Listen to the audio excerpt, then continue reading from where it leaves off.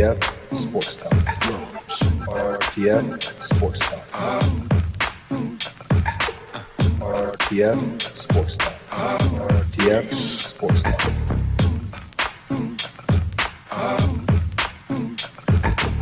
And now you've got yourself something funky. RTF Sports Talk.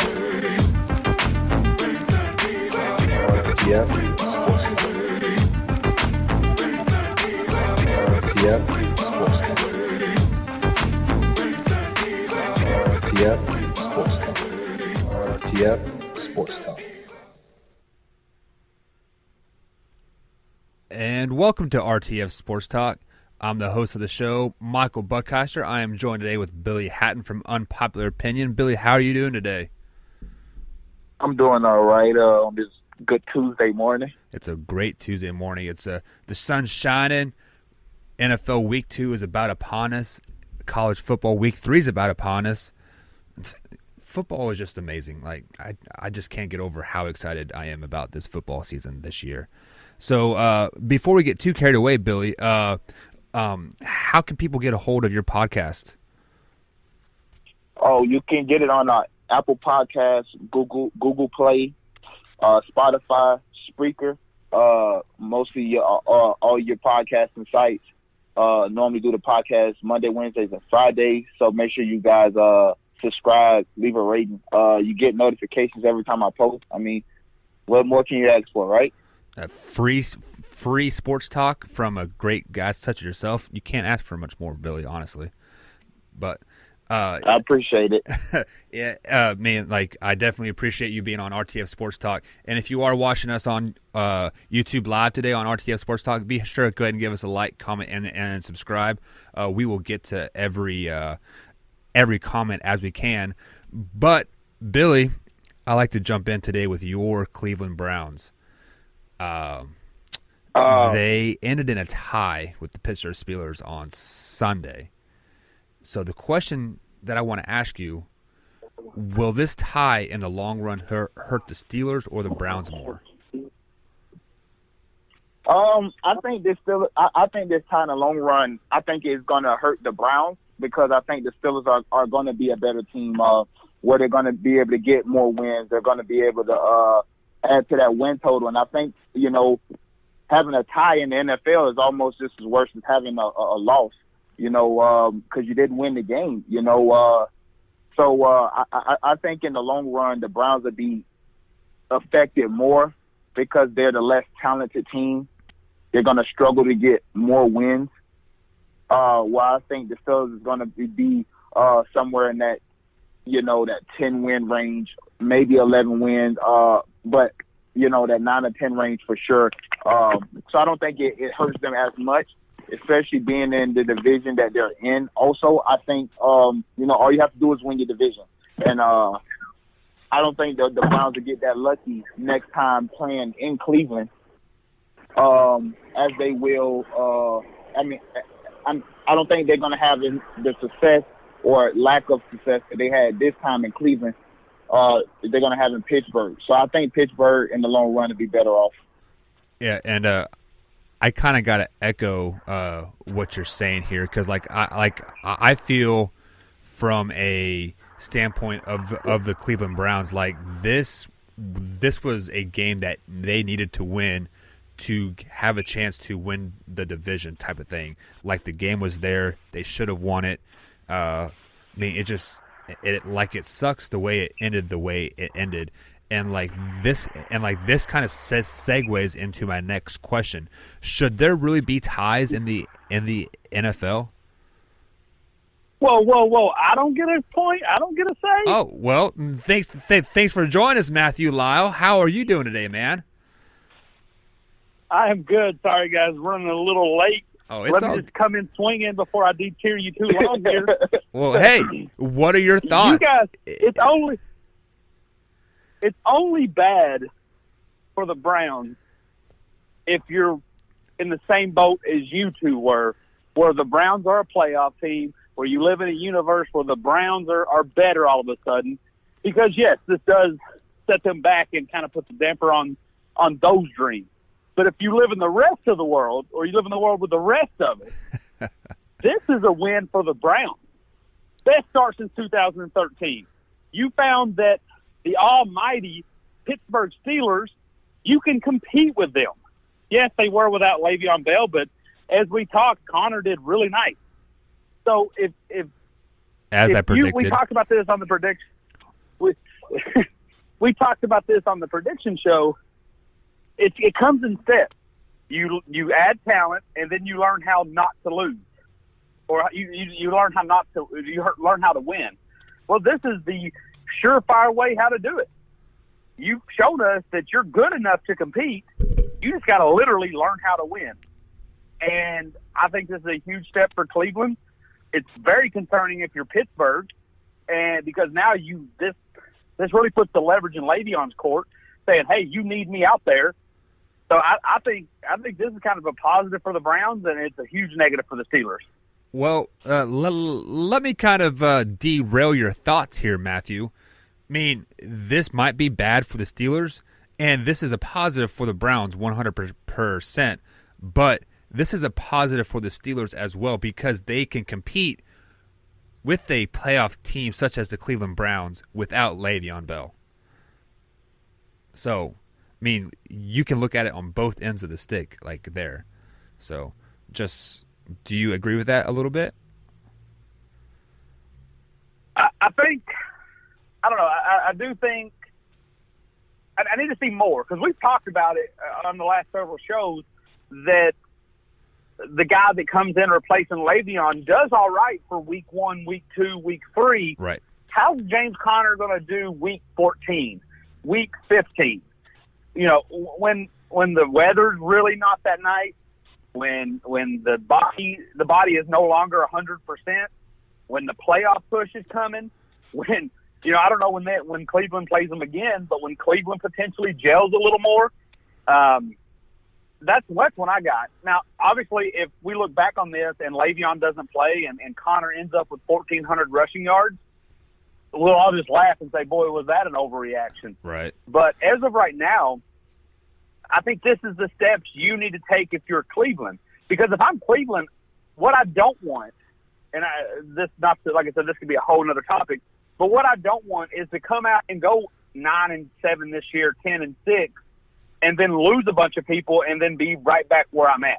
I want to build something for the long term. I don't want just a flash in the pan. So I think this is good for Cleveland. They're learning how to win in a lot of different ways, or at least compete in a lot of different ways. And, hey, 0-16 is better than 0-16.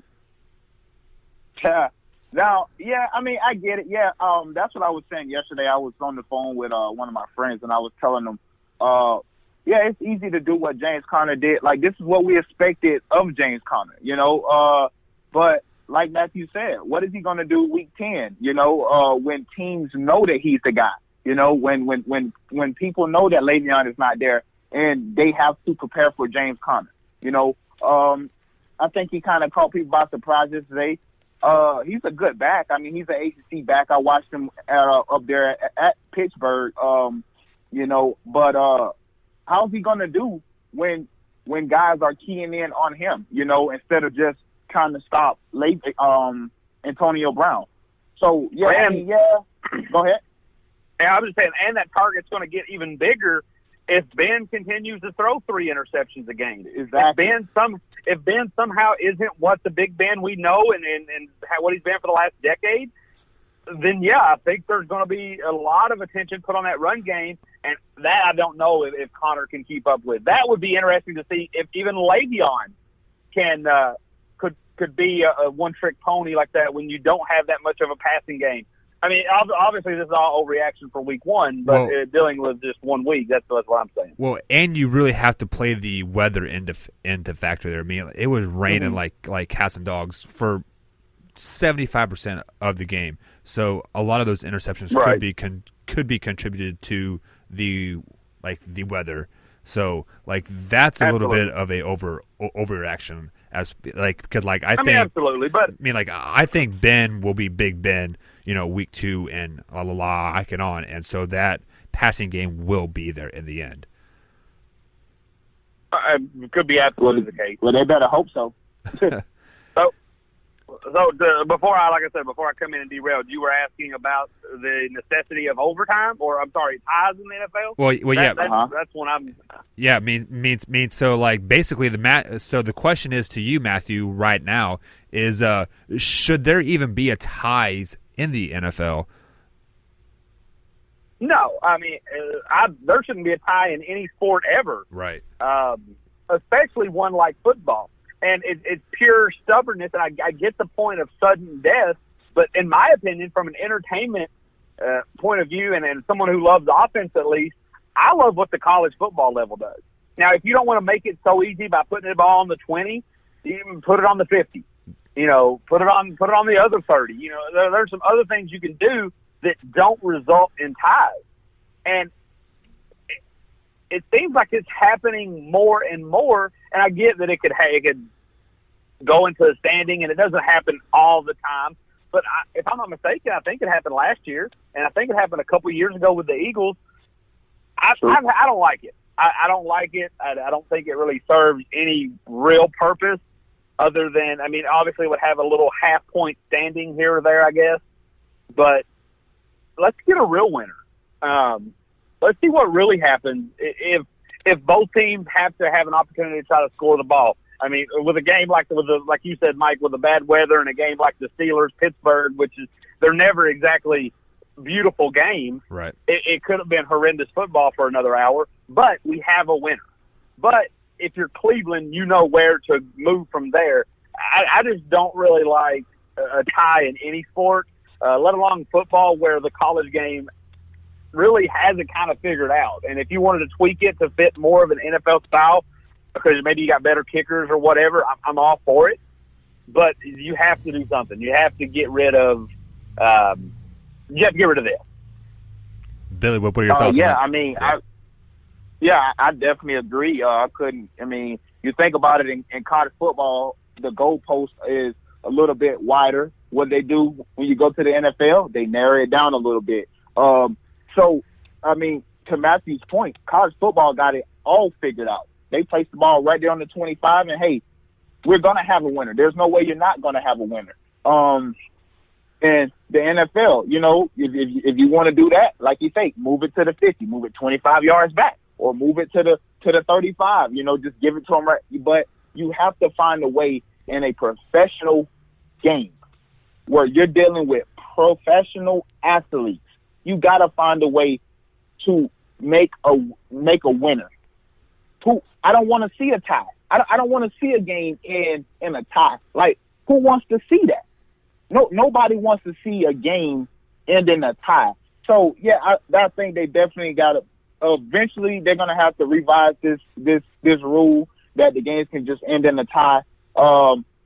Because I'm lost for words, honestly. Because, like Matthew said, it doesn't happen often, but lately it's been happening more often than not. You know, so because most games really don't go into overtime all the time, anyways. So we already, picking a small spectacle of those games, but nobody wants to see games end in a tie when there should be a winner. And like, it's, at the end of the day, it should be wins and losses, not wins, losses, and ties. And then I got to echo exactly what you guys are saying. Like, football is the only professional sport that doesn't have some type of sudden death situation. Like, there's going to be a winner. I mean, hockey, they have a bunch of ties, but like now they have a shootout to where, like, ties don't happen that much often anymore. And I don't know what the playoff rule is. Like, do you guys know what the playoff overtime rule is? Like, do they just go into a second overtime if it's tied after the first overtime?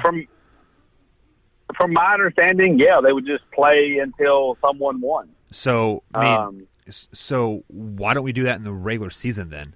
Like, that just doesn't make sense to me, like at all.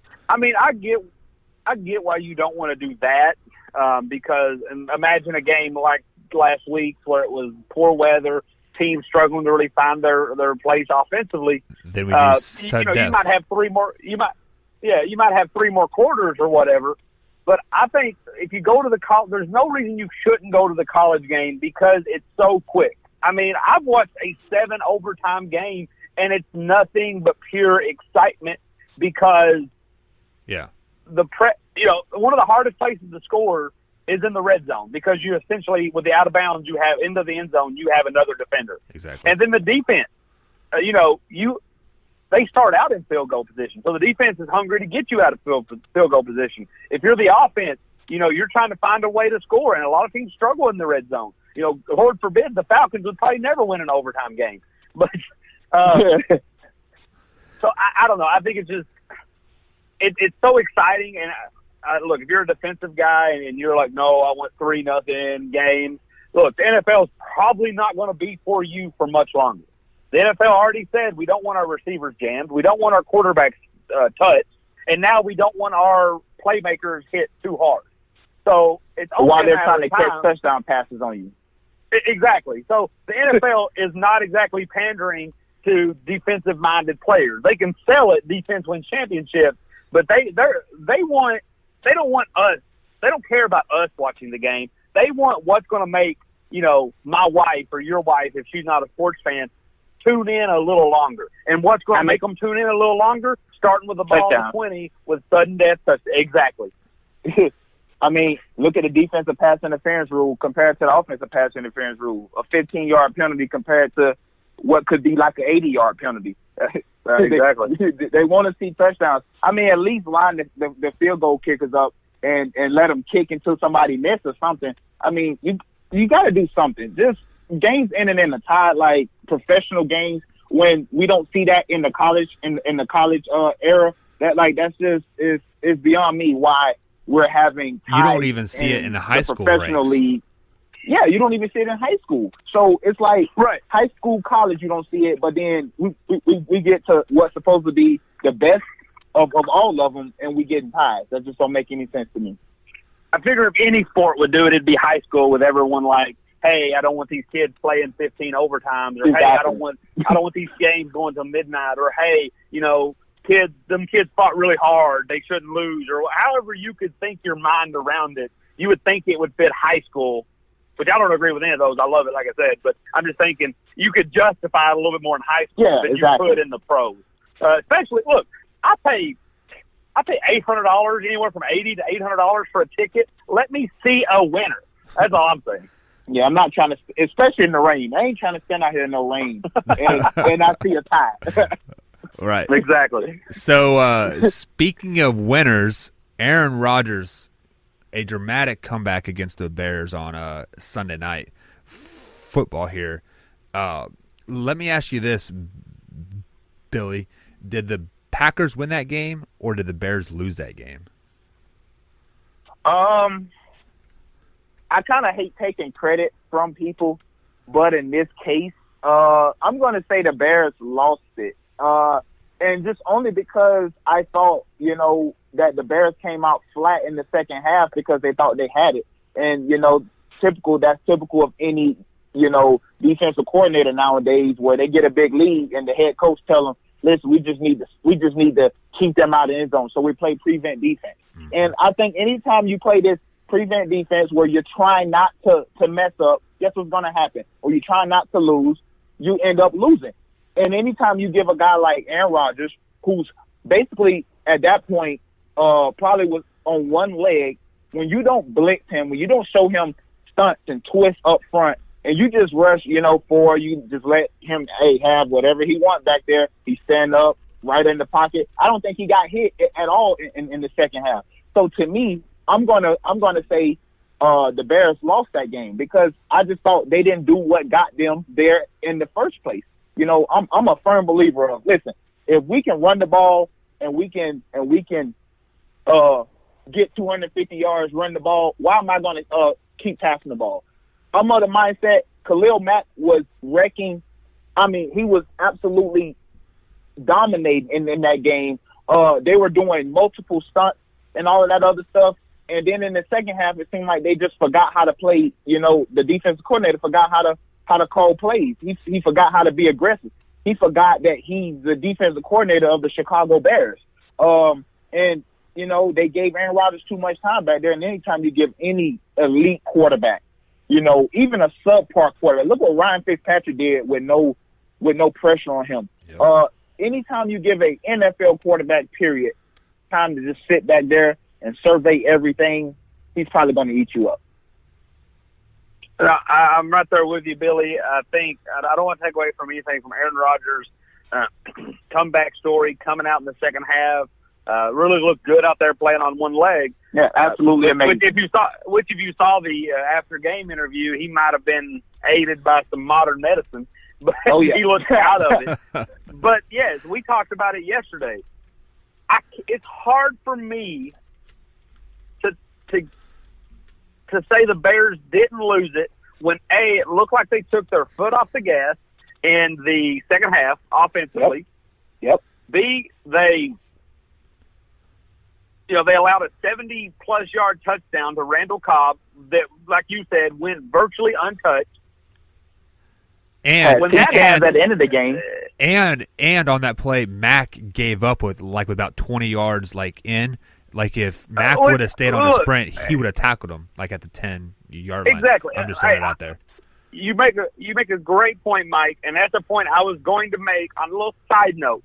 Just keep an eye out. I'm not making any speculation. I don't know. I'm not a football guru where I can watch these things like John Gruden and break it down. But I'm curious. Billy was saying a lot about the defensive coordinator forgot how to be a defensive coordinator. I wonder if Mac struggles with a 100% motor. I hate to say it, but there's got to be a reason the Raiders got rid of him so easily. There's got to be a reason the Raiders didn't want to give him the money. Are you saying he gets maybe tired too fast? Is that what you're saying? Maybe he gets tired. Maybe if you get a 17 to 20-point lead, which, look, it's human nature. I get it. Yeah. But maybe when you get that kind of lead, it's hard to keep. Maybe he just struggles to keep the motor going for a full 60 minutes. And, look, I'm not saying I would do any better, but when you're an NFL superstar, when you're, quote-unquote, the best in the world, and when you're wanting, quote-unquote, best in the world money, you got to have a 60-minute motor, and maybe he doesn't. And maybe that's why Oakland, which I'm sure wasn't thrilled to losing, but was willing to let him part ways. And maybe we're going to see that in Chicago, whether it be in the second half. I noticed Aaron Rodgers, of course, they didn't bring the blitz, and I noticed Aaron Rodgers was getting rid of the ball a little quicker. But Mac's impact in the second half was nowhere near the impact he had in the first half. He had no impact. Yeah, no tackle, exactly. No nothing. Exactly. Yeah, you brought it up. He gave up. Now, I guess in football, in the NFL, the momentum, the way these guys are such great athletes, that even if he would attempt to make the tackle, I don't think he actually gave up at that point. When I think give up, I think you were given 100% and then you gave 0%. I think what happened was Mac was given 80% or 70% along the way, and then when it came time for him to make the play on the 5-yard line or 3-yard line, he couldn't turn it on like that. And I think that's where you see a lot of these things happen. Isn't that they just go from 100 to 0. It's just that they start coasting. And if you go back, yes, he didn't make the tackle on the 3-yard line, but there's a couple of plays back when he was 50 yards away that Mac, if given 110%, maybe able to would have made something. Yep. So I definitely agree. So I'm curious to see what's going to hold with that season. I mean, Chicago. He's here in Chicago. He's going to play some solid quarterbacks. You can say what you want about Matt Stafford. He's got Kirk Cousins. He's got to face off against. He's got to see Aaron Rodgers again. He's going to have to give 60 minutes. And his offense isn't what the offense was in Oakland, where if we allow 10 or 14 or 20 points, my offense might give me 30 or 40, because I don't see the Bears' offense putting up 30 or 40 very often. Not yet. So he's going to be relied on heavier. He's got the money. He's got what he wanted. Now he's got to show he's worth it. Be interesting to watch. But to answer the original Cavs question, if you had, I think it's 60-40. 60% the Bears gave it away. 40% the Packers took it. Okay, so this would kind of segue into the topic of the day. But you guys are saying that the Bears gave away the game. I'm on the other way, saying that the Aaron Rodgers came out and won that game. The Packers just came out when Aaron Rodgers was not in the game, the Packers looked like a subpar 2 to 3 win team. When Aaron Rodgers is like in there, they look like a playoff caliber second, possibly conference championship team. So the final question, the main topic of today's show, do you guys think this game possibly puts Aaron Rodgers into that greatest of all time talk, passing Tom Brady? Billy, we'll go ahead and start with you on this one. Well,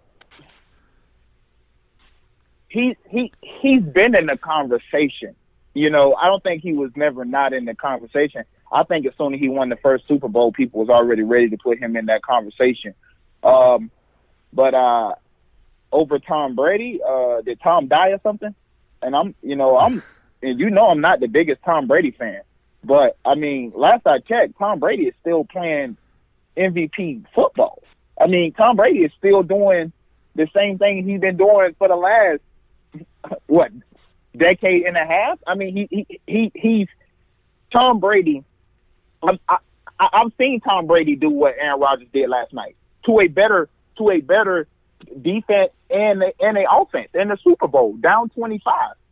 You know, I'm not going to sit here and, act like the Bears offense is just, juggernaut, and they had 24 points with a defensive touchdown. The offense really didn't do much all night. And I've been saying that for the longest about Mitchell Trubisky.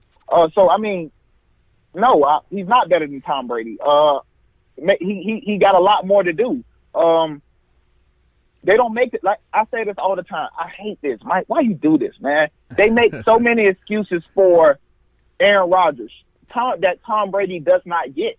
If Aaron Rodgers had came back in the game, or, hold on, I'll put it this way, had Fuller intercepted that pass, we would be talking about today how Aaron Rodgers was hurt and how he couldn't drive off the football and how he couldn't make the right decision, and that's what led to the interception. But instead, he got the pass to Randall Cobb, and Randall Cobb take off 70 yards down the field and score.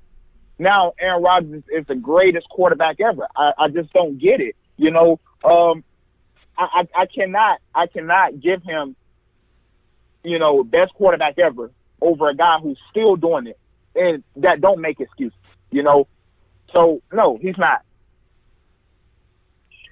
So let me tell you what I'm doing over here, guys. Let me bring you into what the old Lyle man is up to. I'm just trying to bring in all the love. Look, one thing I've decided to do, and I've always felt like this, but I'm trying to not let myself get suckered into fierce debate, not with you guys, just in life in general. I'm no longer going to do a pecking order. I'm no longer going to do 1 through 10, top 10 type of players. I'm going to do tiers, just like a penthouse. Who's a penthouse of quarterbacks? Is Aaron Rodgers in the penthouse, especially of active quarterbacks? Absolutely. But he's sitting on a couch with Tom Brady and Drew Brees. They're just up there chilling. And don't forget Alex and one Smith. thing I noticed in week one, he's on the elevator somewhere. One thing I noticed in this is that especially week one, these mid-tier guys are rotating in and out. Marcus Mariota can't stay healthy. Jameis Winston can't stay out of trouble, and they look quite good without him. Carson Wentz struggling to stay healthy. Matt Ryan didn't look great. Matt Stafford didn't look great. Ben struggled with weather. Everybody was, just in general. But who stood out? It's the 40-year-old people. Derek Carr struggled. Nick Foles did not look impressive. Yeah, they won, but they did not look impressive. But when I look at Tom Brady, 3 touchdowns versus a good defense in the Texans, when we did talk about their cornerbacks being questionable, Drew Brees still able to get in a good old-fashioned shootout. And Aaron Rodgers coming out on one leg and getting it done. That's something I got to appreciate. So, yes, he's in the penthouse with the elite. Now, what I will say is, if he was not in the penthouse with the elite, last night or Monday night or Sunday night's performance would not have changed that alone. Because, as Billy said, he got away with what should have been an interception. Randall Cobb did most of the work on that catch. I think the defense on the Bears really just let off the gas. Not saying that he wouldn't have had a touchdown or something, because one of those passes they was were gorgeous. Yeah, Exactly. One of those touchdown passes were gorgeous, so I don't want to take that away from him. But one thing, you just got to sit back and you just have to say, and it could be a whole debate for a whole another show, the Green Bay Packers are a great organization. But as of right now, they funnel all their money into that offense. Jimmy Graham, Randall Cobb, Aaron Rodgers, the highest paid man out there. New England, which has only led to one Super Bowl. New England has 5 Super Bowls. They spread that money out a little bit more evenly, which sometimes it lends itself to an interesting debate. You know, you say, well, Tom Brady won because of Bill Belichick, but then you can also say Tom Brady has worse receivers. Tom Brady has a better defense, but Tom Brady has less no-names.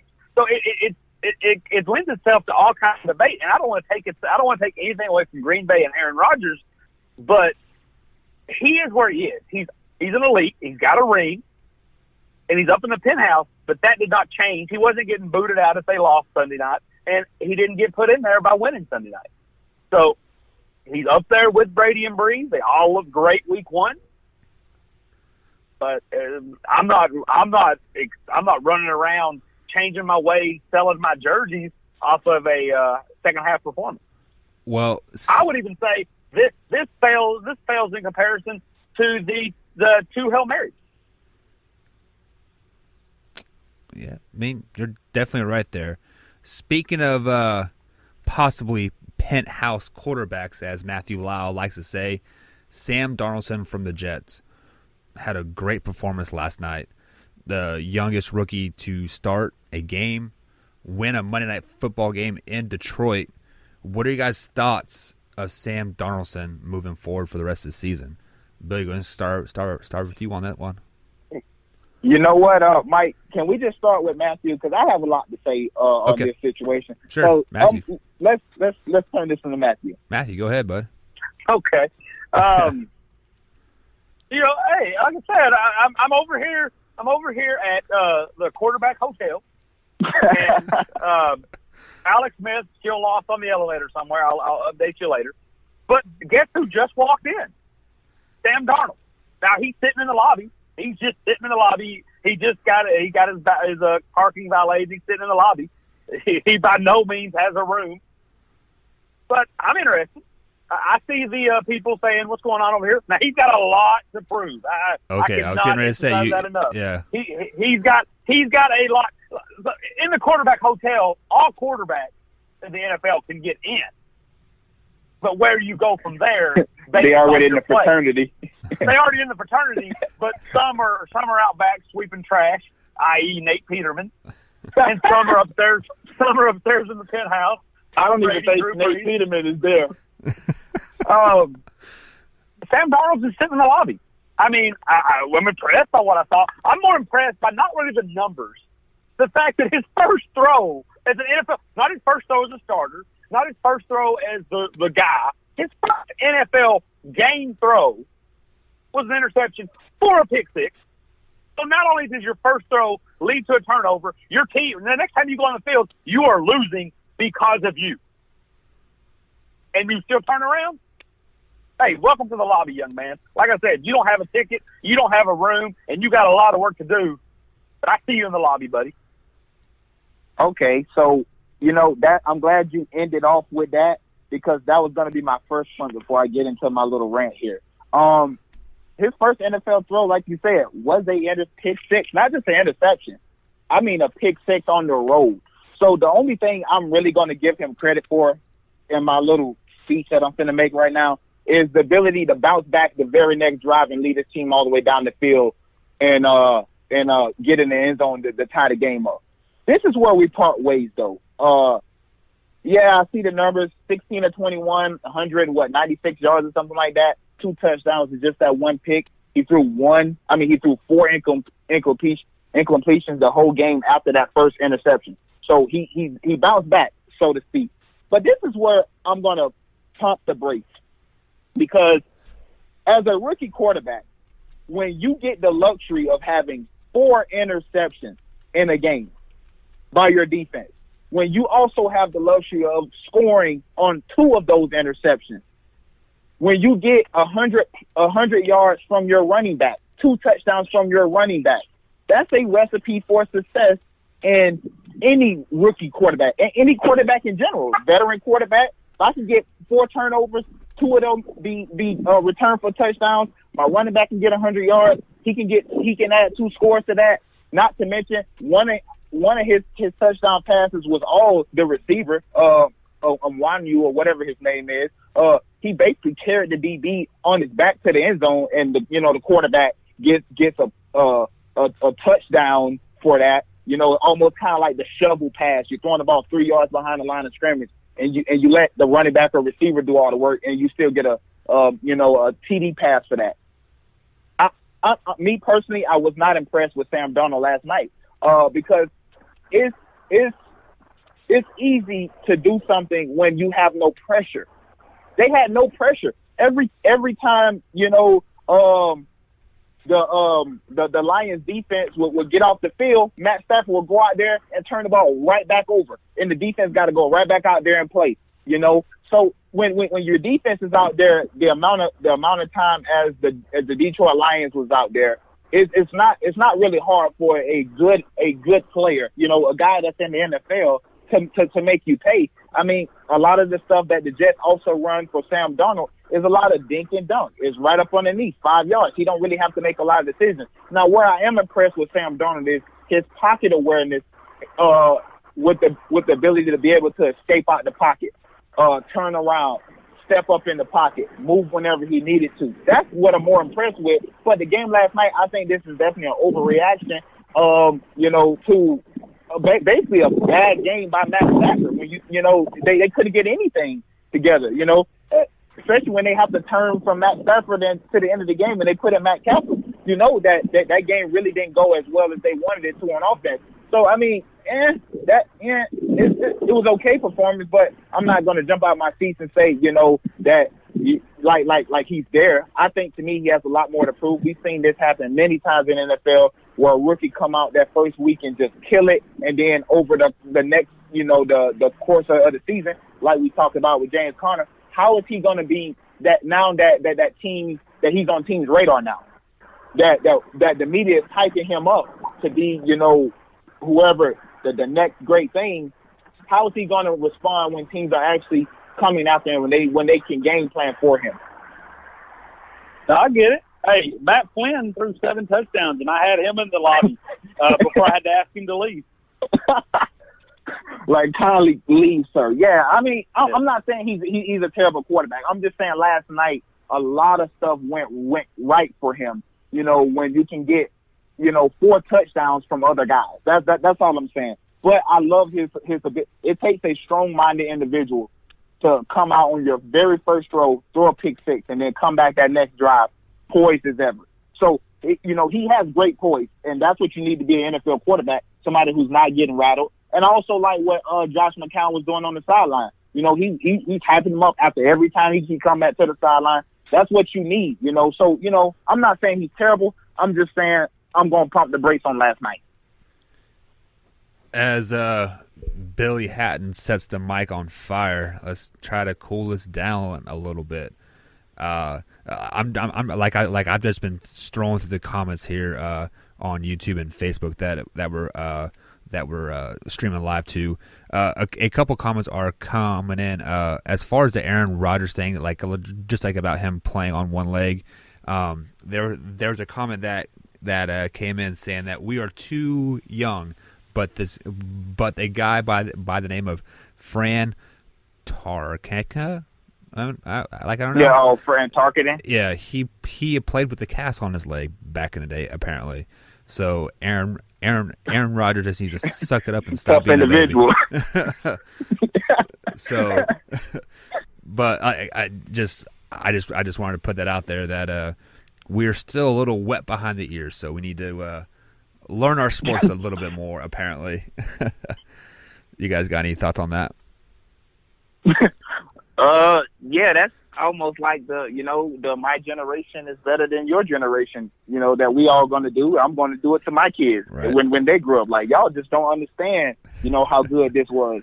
You Yeah. know, so every generation have they thing. They also played in leather helmets, so I guess we can call everybody soft that plays now with the hard helmet. All righty. Well, I like I said, I want to thank you guys for joining us today on RTF Sports Talk. We're joined, as always, with Billy Hatton and Matthew Lyle. We're live Tuesday, Thursdays, and Sundays at 9:45 a.m. On Thursday, we'll start picking Week 2 NFL games, talking a little bit more about it. And as always, thanks to everybody for joining us. Be sure to like, comment, and subscribe. We'll see you on Thursday. Have a good day. I see you guys.